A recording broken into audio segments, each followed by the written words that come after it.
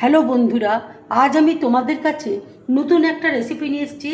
আজ আমি বেগুন দিয়ে আইসক্রিম স্ন্যাক্স বানিয়ে তোমাদেরকে দেখাবো। এই স্ন্যাক্স তৈরি করতে দেখো আমার কি কি লাগছে, তোমাদেরকে দেখো দেখিয়ে দিচ্ছি। এখানে দেখো 1.5 চামচ কর্নফ্লাওয়ার দিয়েছি, 2.5 চামচ দেখো বেসন দিয়েছি। বেগুন দেখো একদম ছোট্ট ছোট্ট করে দেখো আমি কেটে নিয়েছি। কাঁচা লঙ্কা কুচি রয়েছে, কাশ্মীরি লঙ্কার গুঁড়ো রয়েছে, আদা কুচি রয়েছে, পেঁয়াজ কুচি রয়েছে, রসুন কুচি রয়েছে, চাট মশলা রয়েছে।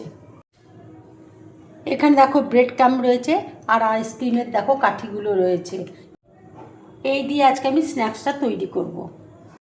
একটা বোলের মধ্যে দেখো বেগুন দেখো নিয়ে নিচ্ছি, কাঁচা লঙ্কা নিয়ে নিচ্ছি, আমচুর দেখো দিয়ে দিচ্ছি, রসুন কুচি দেখো দিয়ে দিচ্ছি, পেঁয়াজ কুচি দেখো দিয়ে দিচ্ছি, আদা কুচি দেখো দিয়ে দিচ্ছি, কাশ্মীরি লঙ্কার গুঁড়ো দেখো দিয়ে দিচ্ছি, বেসন আর কর্নফ্লাওয়ার দেখো দিয়ে দিচ্ছি। একসাথে দেখো মেখে নিচ্ছি।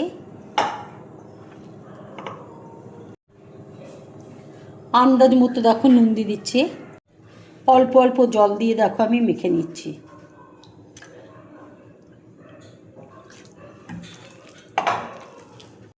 সামান্য একটু দেখো তেল দিয়ে দিচ্ছি। মাখাটা দেখো হয়ে গেছে। এবার আমি আইসক্রিম স্ন্যাক্সটা দেখো তৈরি করব। ঠিক এইভাবে দেখো স্ন্যাক্সটা আমি তৈরি করে নিচ্ছি। এবার দেখো ব্রেড ক্রাম্বে আমি দিয়ে দিচ্ছি।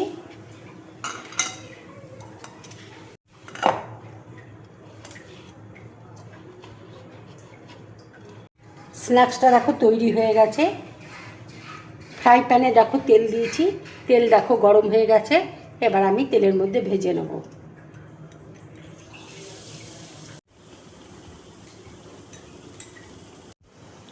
তোমরা তো আগে বেগুন ভাজা খেয়েছো, বেগুন ভর্তা খেয়েছো, বেগুনের তরকারি খেয়েছো, বেগনি খেয়েছো। এইভাবে আইসক্রিম স্ন্যাক্স বানিয়ে কি কখনো খেয়েছো?